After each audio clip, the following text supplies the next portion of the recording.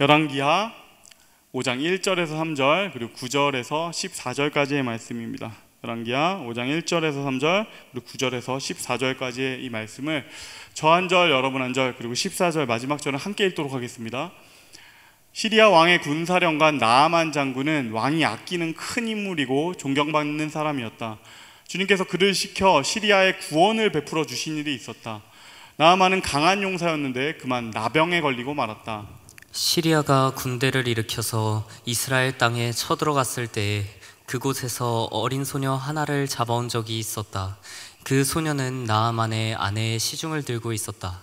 그 소녀가 여주인에게 말하였다. 주인 어른께서 사마리아에 있는 한 예언자를 만나보시면 좋겠습니다. 그분이라면 어른의 나병을 고치실 수가 있을 것입니다. 나아만은 군마와 병건을 거느리고 와서 엘리사의 집 문 앞에 멈추어 섰다. 엘리사는 사환을 시켜서 나아만에게 요단강으로 가서 몸을 7번 씻으면 장군의 몸이 다시 깨끗하게 될 것이라고 말하였다. 나아만은 이 말을 듣고 화가 나서 발길을 돌렸다. 적어도 엘리사가 직접 나와서 정중히 나를 맞이하고 주 그의 하나님의 이름을 부르며 상처 위에 직접 안수하여 나병을 고쳐주어야 도리가 아닌가. 다마스쿠스에 있는 아마나 강이나 바르발 강이 이스라엘에 있는 강물보다 좋지 않다는 말이냐? 강에서 씻으려면 거기에서 씻으면 될 것 아닌가? 우리나라의 강물에서는 씻기지 않기라도 한다는 말이냐? 하고 불평하였다. 그렇게 불평을 하고 나서 나아만은 발길을 돌이켜 분을 참지 못하며 떠나갔다. 그러나 부하들이 그에게 가까이 와서 말하였다. 장군님, 그 예언자가 이보다 더한 일을 하라고 하였다면 하지 않으셨겠습니까? 다만 몸이나 씻으라는데 그러면 깨끗해진다는데 그것쯤 못할 까닭이 어디에 있습니까? 함께 읽겠습니다. 그리하여 나아만은 하나님의 사람이 시킨 대로 요단강으로 가서 7번 몸을 씻었다. 그러자 그의 살결이 어린아이의 살결처럼 새 살로 돌아와 깨끗하게 나았다. 아멘. 아멘.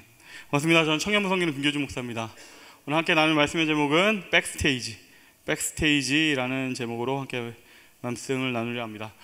저희가 저번 주에는 스포트라이트라는 제목으로 해서 기드온이라는 한 사람을 봤죠.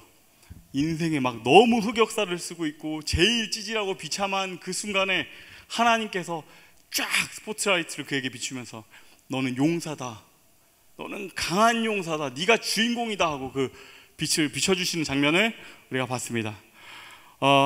그리고 오늘 이야기는요, 이어지는 이야기는 전혀 아닌데 전혀 반대되는 이야기입니다. 오늘 이야기에서는 진짜 딱 그 반대 지점에 있는 사람, 슈퍼스타가 등장합니다. 슈퍼스타. 여러분 혹시 수천 명 앞에서 노래 본 적 있으세요? 말 그대로 수천 명 앞에서 노래 본 적, 수천 명이 날 막 바라보고 화려한 조명이 날 감싸는 그런 경험 해본 적 있으세요? 저는 있어요. 2009년 9월 18일이었어요. 중앙대 가을축제 저녁 메인 무대 날이었어요. 그날 제 입으로 말하긴 뭐였지만 저는 락스타였거든요. 대학 다닐 때 7년 동안 밴드를 했고 그날 저녁이 진짜 메인 무대인데 가을 축제 메인 무대에서 여러분 가장 모든 사람들이 집중하고 그리고 모든 학교의 밴드들이 잡고 싶어하는 포지션이 있어요. 순서가 있어요. 그게 어디냐면 어떤 축제든 간에 이렇게 메인 게스트가 있잖아요. 오늘의 메인 가수 하는 딱 그 사람이 있고 그 바로 앞 순서가 있어요. 바로 거기가 모든 밴드들이 서고 싶어하는 자리입니다. 그리고 그날 9월 18일에 메인 게스트는요, 소녀시대였어요. 2009년 소원의 말에 바로 어마어마한 인기를 구가하고 있던 그 소녀시대가 우리 뒤에 기다리고 있었고, 그렇다는 얘기는 무슨 얘기죠? 정말로 진짜 말 그대로 4,000명. 여러분 4,000명이 꽉 찼을 때, 그러니까 뻥튀기가 없어요. 4,000명이 꽉 차 있는 거를 흑석동의 모든 주민들이 나와가지고 다 있는 그런 상황인 거예요. 그리고 여러분 대학에서 축제를 경험해 보시면 다들 아시겠지만 메인 그리고 슈퍼스타는요 반드시 늦게 옵니다. 원래 정해진 시간에 오는 법이 없어요. 뭐 10분이 되었건 20분이 되었건 꼭 늦게 오거든요. 그리고 바로 직전에 있는 밴드가 하나 있다면 이건 뭘까요? 그들에게 완전 기회예요. 그날 저희는 일단 처음에 주문받기로는 2곡을 주문받았지만 저희는 4곡을 사실 준비하고 있었습니다. 그리고 그날 진짜 4,000명이 뛰는 걸 보면서 막 나도 막 같이 뛰는 그런 장면, 그 현장에 제가 있었고 진짜 완전 신나게 뛰어나는데 제가 뭘 했냐면요, 이거 한번 보여드리고 싶어요. 여러분 이게 이거 크라우드 서핑이라는 건데, 그러니까 사람들 위로 이렇게 둥둥 떠다니는 제가 그 보컬이었거든요. 저거는 드럼이나 일렉은 할 수 없어요. 왜냐면 그들은 안 칠 수는 없으니까. 보컬만 할 수 있는 특권, 저걸 너무 하고 싶었는데 그날 제가 그걸 했어요. 저기서 저런 거를 하고 나면요, 기분이 어떤지 아세요? 진짜로요, 붕 떠요. 사람이 붕 떠, 막 진짜 막 너무 환희, 막 감격, 막 도파민 막 터지는 순간, 그거를 막 경험하고 나서 한동안 병을 앓았던 것 같아요. 4,000명이 저를 동시에 거의 20분 가까이를 쳐다봤잖아요. 그러고 나니까 제가 진짜 부끄럽지만 연예인병에 좀 걸려가지고 한 학기 정도는 그랬던 것 같아요. 이렇게 길을 가다 보면은 왠지 이렇게 딱 누군가 눈이 딱 마주쳐요. 그럼 마주치면 혹시 나를 보고 있는 건가? 이런 거 있잖아요. 진짜 그렇게 됐어요. 그리고 한 학기가 지나가고 좀 더 시간이 지나고 나서 금방 알게 됐죠. 나는 그냥 복학생이었구나. 나는 아무것도 아니었구나. 금방 깨닫게 돼요. 근데 그럼에도 불구하고 스포트라이트에는 그날 느꼈어요. 힘이 있습니다. 진짜가 아니잖아요. 진짜가 아닌 인기에도 어마어마한 힘이 있어요. 사람을 정말 붕 떠올리는 뭐가 있어요. 그런데 오늘 본문 속에는 그 정도가 아니라 진짜 완전 월드스타, 슈퍼스타가 나옵니다. 이 사람 완전 주인공이고 진짜 영웅이에요. 5장 1절에 나오는 그의 소개는 아주 짧지만 아주 강렬해요. 한번 읽어볼게요. 시리아 왕의 군사령관 나아만 장군은 왕이 아끼는 큰 인물이고 존경받는 사람이었다. 주님께서 그를 시켜 시리아에 구원을 베풀어 주신 일이 있었다. 여러분, 우리가 너무 막 부러운 것을 가진 사람들 보면 이런 말 할 때 있죠. 와, 저 사람은 전생에 나라를 구했나? 뭐 이런 말 할 때 있잖아요. 나만이 그 사람이에요. 나라를 실제로 구한 사람. 그는 저번 시간에 봤던 기드온, 그 사람은 정말 찌질한데 하나님께서 그에게 너는 큰 용사다라고 격려하고 그를 불러주신 거잖아요. 하나님 그렇게 봐주신 거잖아요. 이 사람은 아니에요. 진짜 자타공인 큰 용사, 당대의 최고의 군인, 위대한 장군이에요. 나라를 구했다. 이게 그의 커리어. 여러분 가끔 보다 보면 진짜 한 줄로 자기 커리어를 다 설명하는 할 수 있는 사람들이 있죠. 제가 한번 예를 한번 들어볼까요? 봉준호, 아카데미 감독상, BTS, 빌보드 1위, 김연아, 피겨의 여왕. 그럼 나만 나라를 구한 장군, 이런 거예요. 여러분 장난 아니에요. 봉준호, BTS, 김연아, 그다음 금교준, 렛츠고 이러면 이상하지만 봉준호, 김연아, 그 다음에 나만 렛츠고가 되는 사람이라고요. 아니 어쩌면 그보다 더 대단한 사람일지도 몰라요. 나라를 구한 장군이니까. 그 동시대의 모든 사람, 이 사람들 스포츠 스타인데 이 사람들은 국가적인 영웅이에요. 그러니까 이 사람의 전쟁 이야기가 모든 젊은이들이 막 그가 그때 그 순간에 백마를 타고 등장해서 이런 거 있잖아요. 계속해서 얘기되는 전설적인 인물이었다고요. 그가 이 나라를 구했다라는 이 커리어를 가지고 당시에 떠오르고 있던 신흥국가 강국이었던 시리아의 군대 장관이 됩니다. 그는 진짜 완전 셀럽이죠.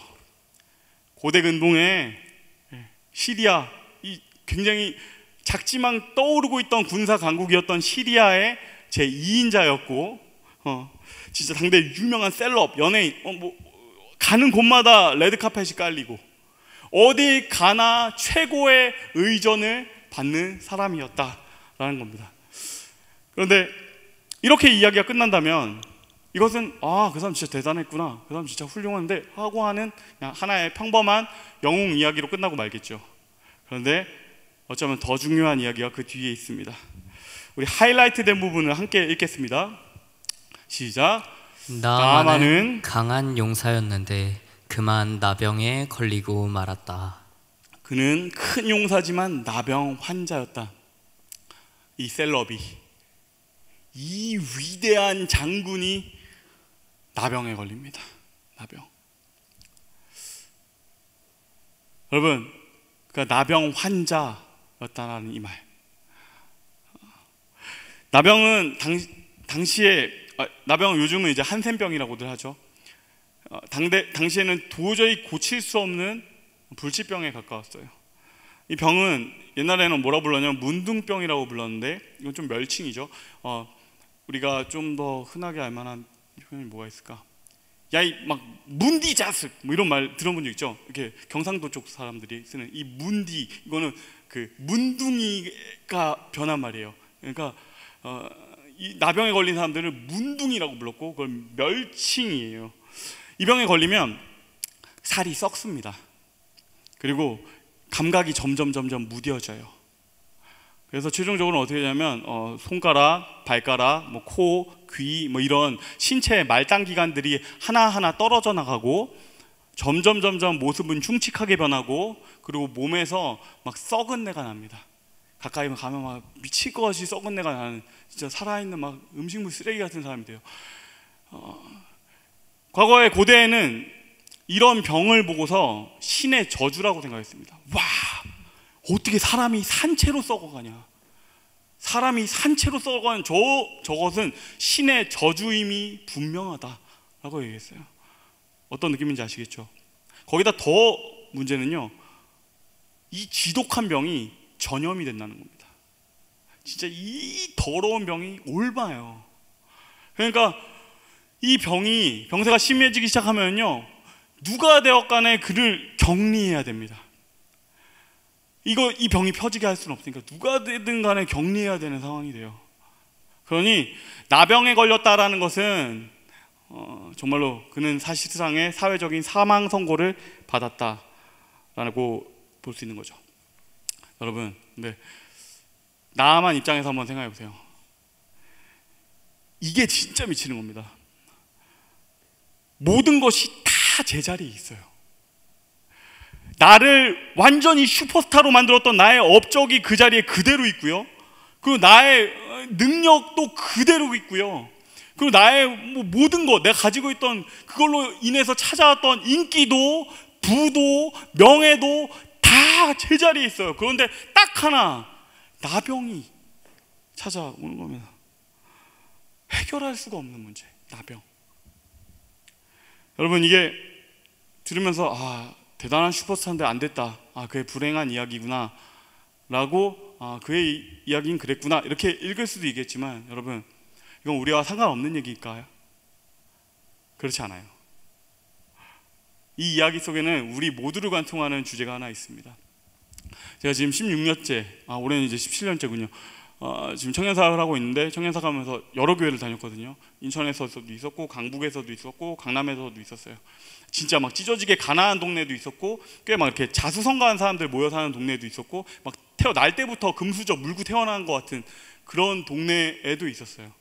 그런데 그 모든 곳을 다니면서 제가 확신하게 됐던 한 가지가 있는데, 그건 뭐냐면, 모든 사람들이, 모든 청년들이 다 자기가 어떻게 할 수 없는 문제는 하나씩 갖고 있다는 것입니다. 그의 상황과 상관없이, 그가 뭐 어떤 돈이 있거나 어디 살거나 이런 것과 상관없이 내가 해결할 수 없는 고민과 걱정과 고통이 하나씩은 다 있더라. 모두가 공평하게. 저는요, 가끔씩 TV에서 이재용 회장님을 볼 때가 있는데, 그때 저 되게 은혜가 돼요. 표정이 늘 썩어 있어요. 여러분, 이재용 회장님의 통장 잔고에는 0이 몇 개가 있을까요? 저는 가끔 월급이 들어온 날 뭔가 마음이 푸근해질 때가 있어요. 몇 개 되지 않는 그 0의 숫자에서 되게 감격하고 기뻐지고 마음이 편안해질 때가 있는데, 그의 통장은 어떨까? 그런데 그 표정을 보면 알 수 있어요. 그 정도 돈이 있는 사람은 맨날 이렇게 입꼬리가 귀에 걸려 있어야 되는 거 아닙니까? 입 째지게 웃고 있어야 되는 거 아니에요? 근데 그가 늘 그런 썩어 있는 표정을 하고 있다. 그것은 그도 아무리 돈이 많아도 어쩔 수 없는 문제가 있다라는 것입니다. 우리 모두에게 다 그렇습니다. 연애가 되었건 학업이 되었건 진로가 되었건 관계의 문제가 되었건 자녀의 문제가 건강, 우리가 어찌할 수 없는 문제는 우리 모두에게 하나씩 다 공평하게 있습니다. 그렇다는 얘기는 우리는 모두가 삶의 한 부분에서는 나아만이라는 얘기입니다. 어떤 지점에서는 우리 모두가 나아만이다. 다시 성경으로 돌아갈게요. 나아만이 이 병 때문에 막 너무 고민하고 있는데 한 시종이 딱 찾아옵니다. 그리고 말해요. 장군님, 제 고국 이스라엘에 한 선지자, 엘리사라는 선지자가 있는데 그에게 가보십시오. 그에게 가면 이 병이 나을 수 있을 것입니다. 이 얘기를 딱 들은 나아만이 어떻게 했을까요? 그래? 저 한번 가보자. 이러실 것 같아요? 그럼 조금만 생각해보면 알 수 있어요. 뭔 헛소리야라고 했겠죠.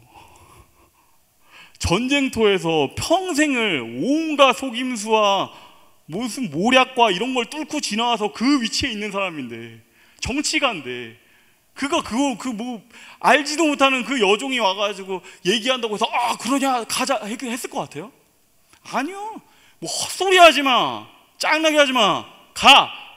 내가 이것저것 지금 딴 거 시도하는데 막 머리 복잡하게 만들지 마라, 자, 가 했을 거 아닐까요?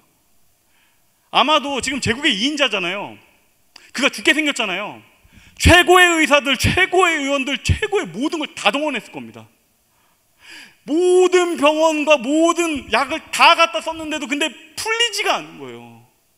그러니까 마지막에 가서는 진짜 알지도 못하겠는 그 조그만 나라 이스라엘, 그리고 거기에서 출신 내가 잡아온 그 여종, 그 얘기를 듣는 거예요. 그래서 결국에는 그가 말도 안 되는 여종 이야기 듣고서 갑니다. 지푸라기 잡는 거죠. 그가 엘리사를 만나러 가면서 왕에게 이 얘기를 하고 몇백 킬로 떨어져 있거든요. 말과 병거를 이끌고서 엘리사의 집 문 앞에 딱 섰습니다. 그리고 그가 어떻게 했을까요? 자기가 말을 안 했을 수도 있어요. 옆에 사람이 와서 시리아의 위대한 장군 나아만이 오셨다, 이리 오너라 하지 않았을까요? 그런데 그 다음 단계가 이제 시작합니다. 엘리사가 어떻게 했을까요? 9절과 10절 말씀입니다. 우리 함께 큰 목소리로 읽겠습니다. 나아만은 군마와 병거를 거느리고 와서 엘리사의 집 문 앞에 멈추어 섰다. 엘리사는 사환을 시켜서 나아만에게 요단강으로 가서 몸을 7번 씻으면 장군의 몸이 다시 깨끗하게 될 것이라고 말하였다. 아멘. 네, 엘리사가 말합니다. 씻고 와라. 너 가서 씻고 와라. 이걸요, 나와 보지도 않고 말을 해요. 이게 뭐죠? 개무시죠. 지금 나아만은 그 이후에 얘기들 들어보면 당연히 엘리사가 막 맨발로 뛰어나올 줄 알았어요. 그가 당연히 맨발로 지금 뛰어나와가지고 막 자기를 맞이해주고 자기 아픈 데를 막 하나님 이름 부르면서 막 이렇게 해줄 줄 알았어요. 그런데 그가 나와 보지도 않는 거예요. 그래서 종 시켜가지고 가가지고 야, 너 씻고 와라. 개무시죠. 이런 상황에서 나아만이 어땠을까요? 이런 상황을 받아들일 수 있을까? 나아만은 받아들일 수가 없어요. 왜냐면 내가 나아만이니까, 내가 슈퍼스타니까, 내가 나아만 장군이 여기 왔는데 너무 화가 나는 거야. 내가 수백 킬로를 이 보이지도 않는 이 거지 같은 동네까지 내가 끌고 와가지고 여기 왔는데 나를 이렇게 대접해? 어떻게 나한테, 내가 누군지 모르는 거야? 지금 그냥 혼자 온 것도 아니에요. 말하고 병거하고 군사들 다 끌고 왔잖아요. 부하들 다 총출동했단 말이에요. 뒤에 막 수백 명 와 있어요. 수천 명 와 있다고요. 근데 지금 내 부하들 앞에서 내가 쪽주는 것도 아니고 그냥 확 쓸어버릴까? 그 생각이 들지 않았을까요? 화가 막 미친 듯이 나는 거예요. 근데 엘리사가 진짜 너무 대단해요. 그가요, 전혀 흔들리지 않아요. 그러니까 뭐라고 말하는 줄 아세요? 너 지금 치료받으러 온 거 아니야? 너 치료받으러 온 거잖아.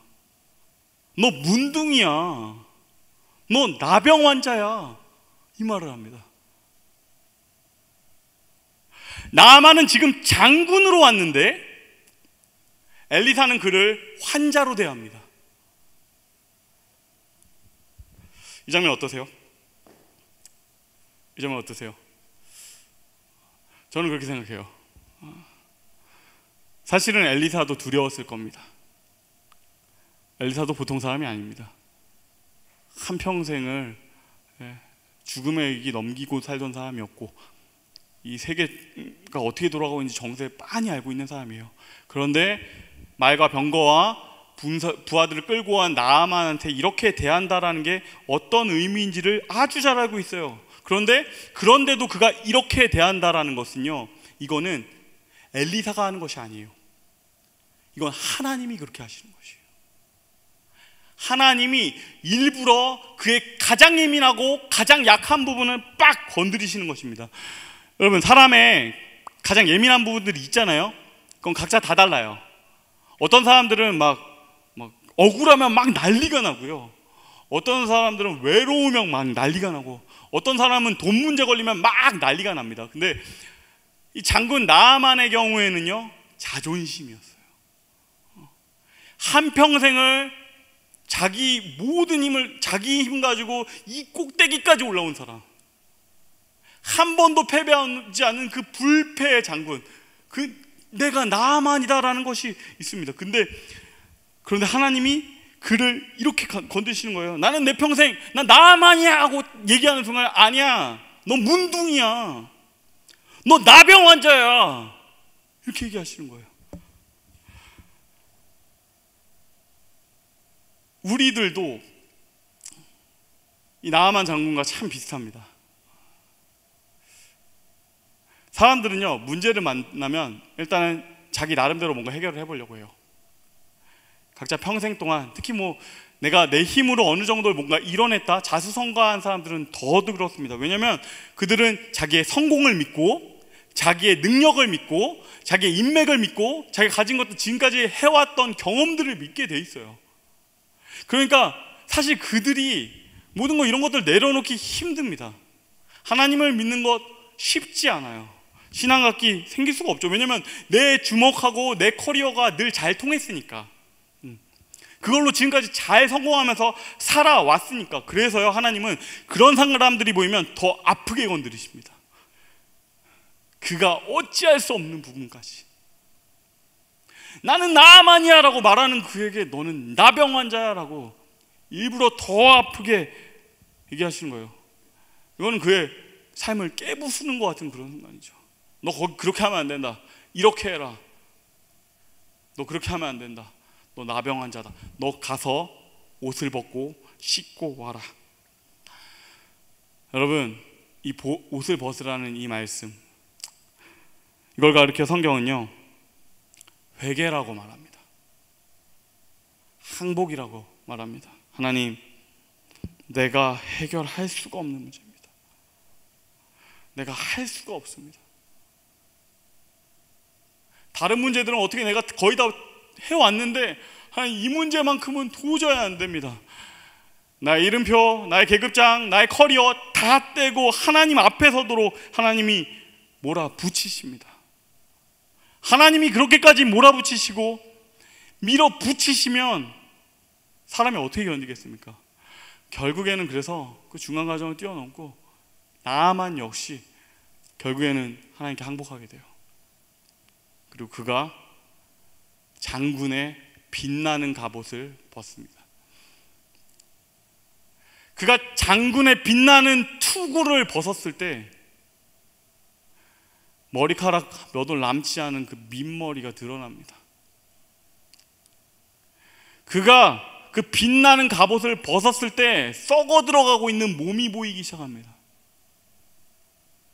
그가 신발을 벗었을 때 발가락 다 잘려나가고 없는 그의 발이 드러납니다. 그러고 나니까 그 자리에는 위대했던 장군 그 나아만은 온데간데 없고 초라한 노인 한 명, 병에 걸려 있는 나병 환자 한 명이 남아 있습니다. 여러분, 이게 출발점이에요. 하나님, 도와주셔야 됩니다. 하나님, 안 도와주시면 안 되겠습니다. 나의 민낯, 나의 진짜 모습, 내가 꼭 나를 숨기고 있던 것들 다 내려놓고 다 그 순간까지 하나님께서 몰아붙이세요.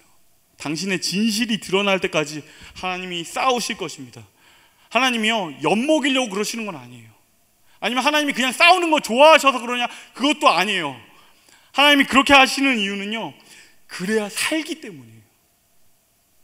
항복해라, 인정해라, 그래야 산다. 네 커리어, 네 계급장, 네 자존심 좀 내려놓고 와라, 그래야 산다. 그러니 나한테 와라, 살아라, 항복해라. 여러분, 우리 아직 청년이라서 어쩌면은 내가 만든 커리어 대단하지 못할지도 몰라요. 그래도 우리 모두가 어느 정도씩은 다 가지고 있죠. 이미 우리에게는 모두가 다 이름표들이 있고 계급장들이 있습니다. 나 어떤 학교 나왔다, 나 어떤 뭐 변호사다, 나는 의사다, 이런 뭐 남에게 보여주시고 만한 것도 있겠지만, 누구 아들, 우리 집은 뭐 어디 살고, 우리 집엔 돈이 얼마나 있고, 우리에게는 어떤 계급장, 커리어 이런 거 다 있습니다. 그런데요, 그걸요 하나하나 결정적인 순간이 오면 그 하나하나 떼어내게 되는데, 아무것도 그게 다 쓸모가 없으니까 하나 다 떼어내고 나면, 저의 경우라면 아버지라는 것, 아니면 목사라는 이름까지 다 떼어내고 나면 우리 모두가 그렇습니다. 그 순간에 우리가 맞이하게 되고 발견하게 되는 우리의 모습은요, 나만과 똑같은 하나님 아니면 안 되는 한 명의 죄인, 하나님 아니면 답이 없는 한 명의 죄인, 우리는 그 위치에 서게 됩니다. 하나님 말씀하세요. 하나님이 안 되면 안 되는 한 죄인으로 나와라. 여러분, 내가 감당하는 데는 고난이 찾아왔을 때는요, 내려놓으셔야 돼요.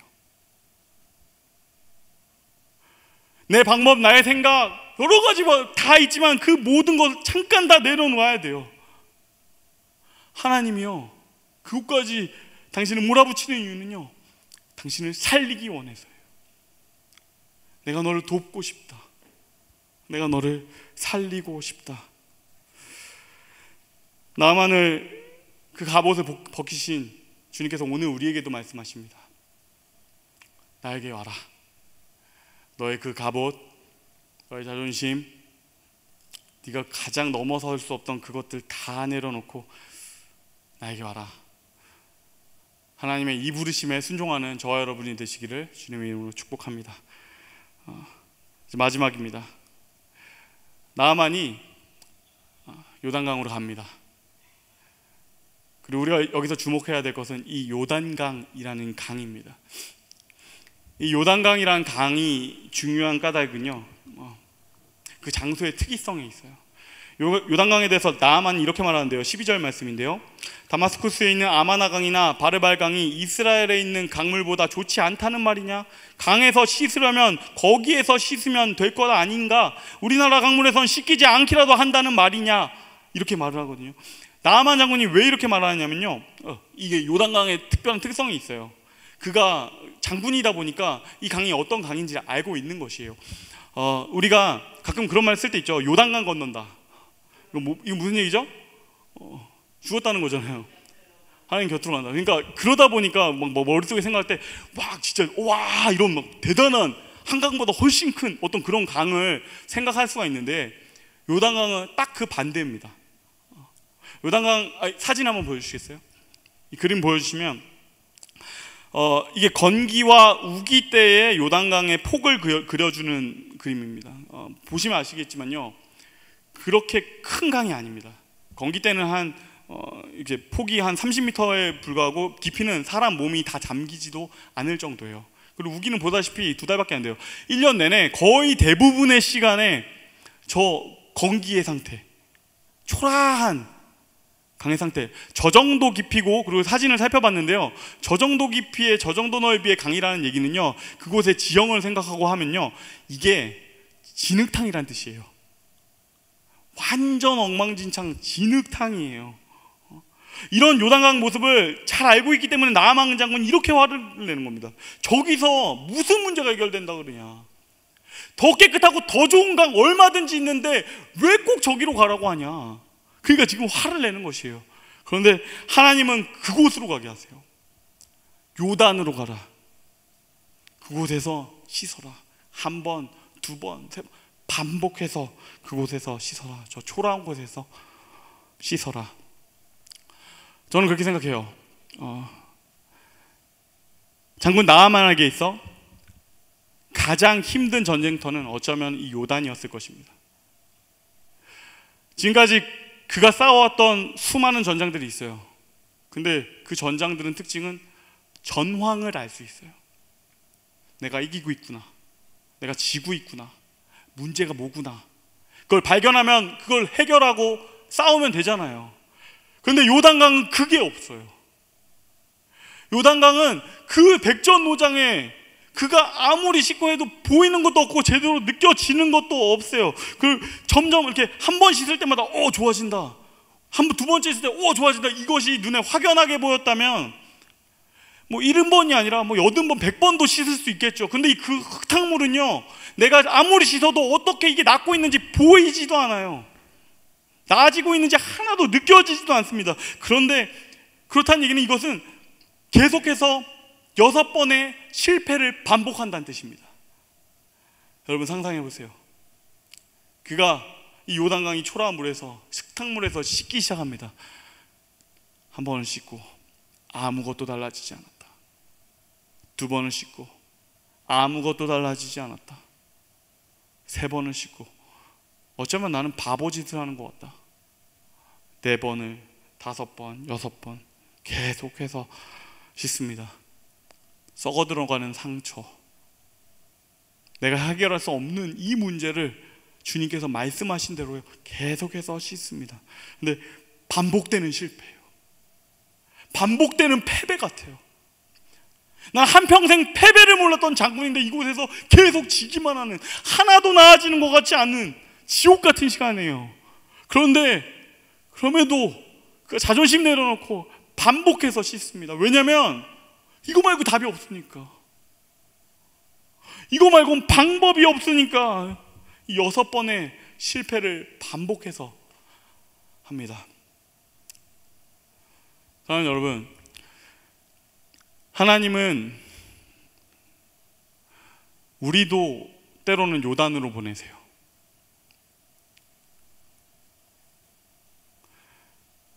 내가 전혀 원하지 않는 그 방식, 그 요단으로 보내세요. 우리 모두에게 문제가 있고, 그리고 그걸 해결해 가는 방식은요, 우리 다 각자 원하는 방식들이 있습니다. 하나님, 저는 저 자매랑 결혼해야 되겠습니다. 하나님, 나는 이 시험에 통과해야 되겠습니다.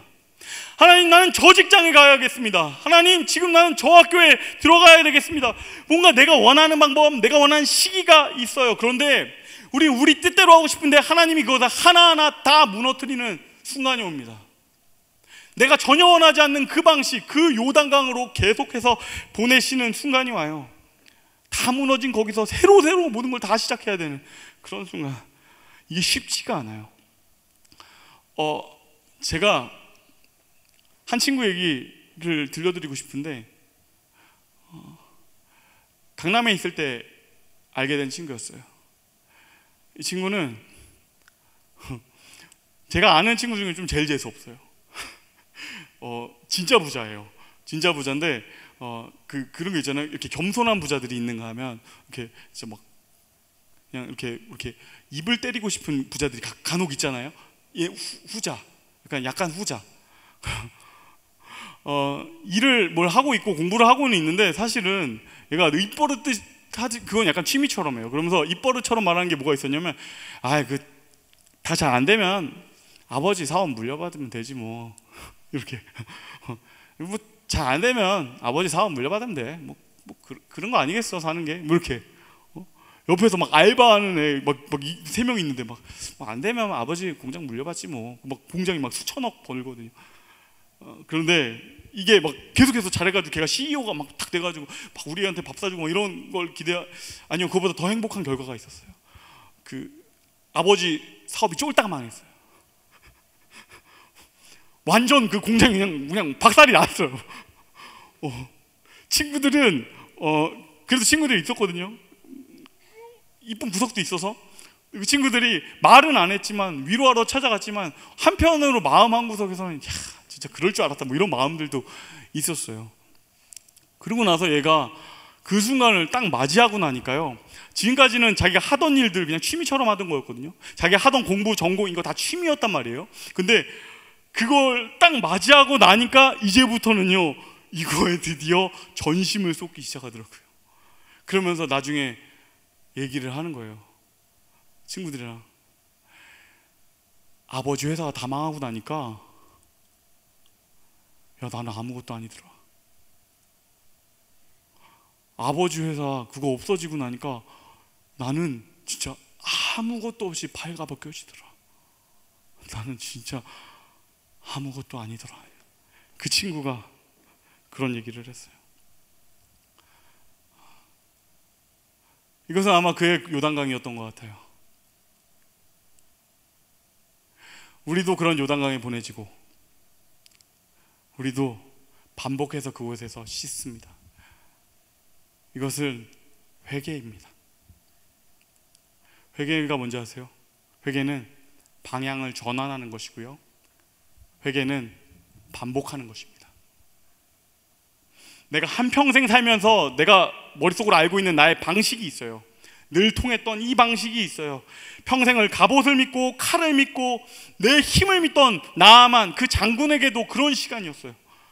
그 믿는 구석이 있는 사람이 전혀 아무것도 내 힘이 통하지 않는 그곳으로 발가벗겨진 채 던져진 그곳에서 계속해서 반복해서 씻어야 되는 것, 그 순간에 우리는 깨닫게 됩니다. 나는 어찌할 수가 없구나. 나는 아무것도 아니었구나. 나는 하나님 아니면 안 되는구나. 하나님, 내가 답이 없어서 당신을 붙잡습니다. 내가 보이는 것들 가지고 지금 의지하고 내 문제 해결하려고 했는데 의사도 안 되고 벽도 안 되고 뭐 왕도 안 되고 아무것도 안 됩니다. 하나님, 그래서 당신밖에 안 돼서 내가 이거 붙잡습니다. 하나님, 저 좀 도와주세요. 계속 반복해서 한 번을, 두 번을, 세 번을, 네 번을, 다섯, 여섯 번을 씻습니다. 그리고 일곱 번째가 옵니다. 일곱 번째 어떻게 됐을까요? 우리 이미 알죠. 일곱 번째가 있습니다. 14절 말씀인데요, 우리 함께 큰 목소리로 읽겠습니다. 그리하여 나아만은 하나님의 사람이 시킨 대로 요단강으로 가서 7번 몸을 씻었다. 그러자 그의 살결이 어린 아이의 살결처럼 새 살로 돌아와 깨끗하게 나았다. 아멘. 어린 아이의 살결처럼 새 살로 돌아와 깨끗하게 나았다. 아멘이세요? 너무 해피 엔딩이죠. 강남의 그 친구도 그 바닥에 떨어지고 나니까 나중에 고백하는 것이 있었어요. 그 바닥에서부터 이제 새롭게 쌓아 올리던 그 나의 전공, 나의 일, 어쩌면 이게 진짜 내 자존감이고 이게 맞는 것 같았다, 이런 얘기를 했어요. 어쩌면 나는 진짜 나를 이제 찾은 것 같아, 이런 얘기를 하더라고요. 나아만 장군이 그곳에서 문제가 해결되었다. 그의 나병이 나았다. 아멘! 해피엔딩! 할렐루야! 이렇게 끝나면 좋겠지만 여러분, 여기에는 그 이상의 의미가 있습니다. 좀 허무하지만 우리 모두가 알고 있는 사실이 있습니다. 나병이 나은 나아만 장군은 어떻게 됐을까요? 다시 죽었어요. 그렇지 않겠어요? 하나님이 살려주신 나사로는 다시 죽었어요. 하나님이 병을 고쳐주신 그 히스기야도 다시 죽었어요. 병이 나았다는 것, 문제가 해결됐다는 것, 그것보다 훨씬 중요한 것, 그것보다 더 중요한 의미가 이곳 가운데 있습니다. 15절과 17절 말씀인데요, 나아만과 그의 모든 수행원들이 하나님의 사람에게로 되돌아와 엘리사 앞에 서서 말하였다. 이제야 나는 온 세계에서 이스라엘 밖에는 하나님이 계시지 않다는 것을 알게 되었습니다. 부디 예언자의 종인 제가 드리는 이 선물을 받아주십시오. 저는 이제부터 주님 이외에 다른 신들에게는 번제나 희생제를 드리지 않겠습니다. 아멘. 아멘. 그가 하나님을 발견합니다. 그가 하나님을 발견합니다. 단순히 병이 나았다는 것 그보다 훨씬 큰 의미, 진짜 생명을 발견합니다. 이전에는 내가 보지 못했던 그 하나님.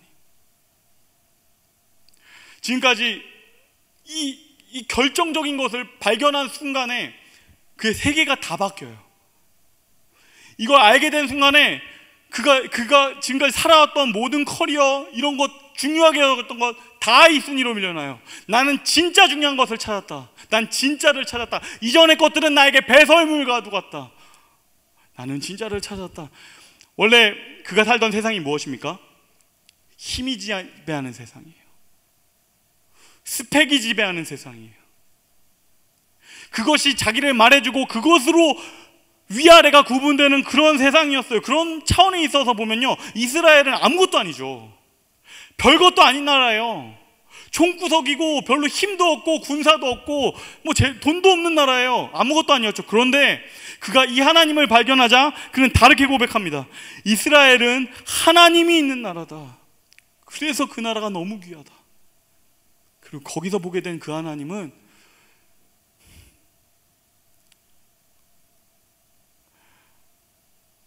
여종을 불러서까지, 어쩌면 하나님에게는 아무 상관없는 존재인 나라는 한 사람, 굳이 나를 불러서 나를 고치시는 그 하나님, 나 아니셔도 충분한 그분이 굳이 이 먼 곳까지 나를 이끄시고 나의 삶을 깨부수시고 모든 애를 쓰셔서 나를 고치기를 원하시는 하나님, 나를 살리시는 하나님, 이분이 계시다. 내 주변에 있는 모든 사람들이 나를 찬양하고 나를 경배하고 나 대단하다고 말하지만 그 안에서 채워지지 않던 나의 빈 구멍, 평생 동안 해결되지 않던 나의 그 구멍, 오히려 인기를 얻으면 얻을수록 허무해지는 것만 같은, 아무것도 없던 것 같은 그 나의 세상을 완전히 채우는 그 존재가 나타났다. 이거 진짜다. 그 하나님이 내 인생에 찾아오셨다. 그러니 내 인생은 이전과 같을 수 없다. 이 고백을 합니다. 하나님께서 우리에게도 그런 고백을 하실 것입니다. 꼭 하나님에게는 전혀 필요 없는 한 사람, 우리 모두가 그걸 고백할 수밖에 없어요. 하나님이 제가 뭐가 필요하겠어요? 여러분이 뭐가 필요하겠어요? 온 우주의 창조주가. 그런데 굳이 나는 너여야만 하겠다. 호의호식하고 그냥 그렇게 살다가 나병으로 죽으면 끝나는 걸로 충분했던 그 장군을, 그를 위해 특별한 계획, 특별한 사람들 다 준비하셔서 굳이 부르시고 굳이 살리시고 굳이 사랑해 주시는 그 하나님, 그 하나님을 발견하는 저와 여러분이 됐으면 좋겠습니다. 말씀을 맺겠습니다. 오늘 우리는 나아만 장군의 슈퍼스타를 봤죠. 그가 무너지는 과정도 봤고, 그리고 완전히 그가 회복하는 과정도 봤습니다. 세 가지의 과정이에요. 첫 번째 과정은 인정하는 것입니다. 이 문제 내가 해결할 수 없습니다. 하나님, 당신 아니면 안 되겠습니다. 당신이 필요합니다. 그리고 두 번째는 회개예요. 옷을 벗는 겁니다. 그리고 씻는 거예요. 나의 방식, 나의 갑옷 벗고 나의 진짜 모습을 직면하는 것이에요. 그리고 하나님의 방법으로 한 걸음 한 걸음 다시 시작하는 것. 그리고 세 번째, 그리고 결국은 마지막에는 하나님을 발견하는 것입니다. 하나님을 발견하는 것. 이 모든 과정을 통해서 하나님을 발견하게 됩니다. 나를 향한 하나님의 시선, 나를 향한 하나님의 그 사랑, 하나님께서 나를 향한 그 놀라운 계획들, 여기에 진짜 구원이 있습니다. 우리 모두가 나아만 같이 그곳에 섰으면 좋겠어요. 우리 각자에게 하나님, 당신은 누구와도 대체할 수 없는, 내가 지금까지 이뤄오고 꿈꿔왔던 모든 것보다 더 좋은 분. 목사인 저는 고백했어요. 개인의 고백으로는 하나님 그분, 예수님 그분은 진짜다. 내가 가져왔던 그 모든 것 중에 제일 진짜 중에 진짜, 아무것도 아닌 나에게 유진아, 내가 너를 사랑하지. 네가 아무것도 이뤄내지 못할 때, 네가 빵점일 때 내가 이미 널 사랑했지. 네가 뭘 잘해서 사랑하는 거 아니지. 내가 그냥 너 사랑하지. 그 순간에 저 개인에게는 하나님 그분, 나만 장군하고 똑같은 고백할 수밖에 없어요. 하나님 당신이 가장 소중합니다. 다른 것들은 별로 중요하지 않습니다. 하나님, 내가 가진 것 중에 가장 귀한 것, 모든 것 다 합친 것보다 당신이 더 소중합니다. 여러분, 거기에 구원이 있고 거기에 진짜가 있습니다. 나아만 장군이 그랬던 것처럼 우리 모두가 뭔가를 다 쫓고 뭔가를 만들어내고 뭔가 커리어 쌓고 슈퍼스타의 그 자리에 올라서려고 애를 씁니다. 근데 그곳에 올라서면 우리한테 뭔가 완벽한, 흔들리지 않는 기쁨이 찾아올 것 같으세요? 아니요, 그곳에 섰을 때 발견하게 되는 것은 내가 어찌할 수 없는 나의 문제, 나병, 그것을 발견하게 돼요. 내가 어찌할 수 없는 문제가 있다면 하나님께 드리고 내게 오시는 가장 좋은 그분, 그 하나님, 그 하나님을 매일매일 더 깊게 알아가는, 그래서 그분 더 사랑하게 되는 우리 운정교회 청년들이 되었으면 좋겠습니다.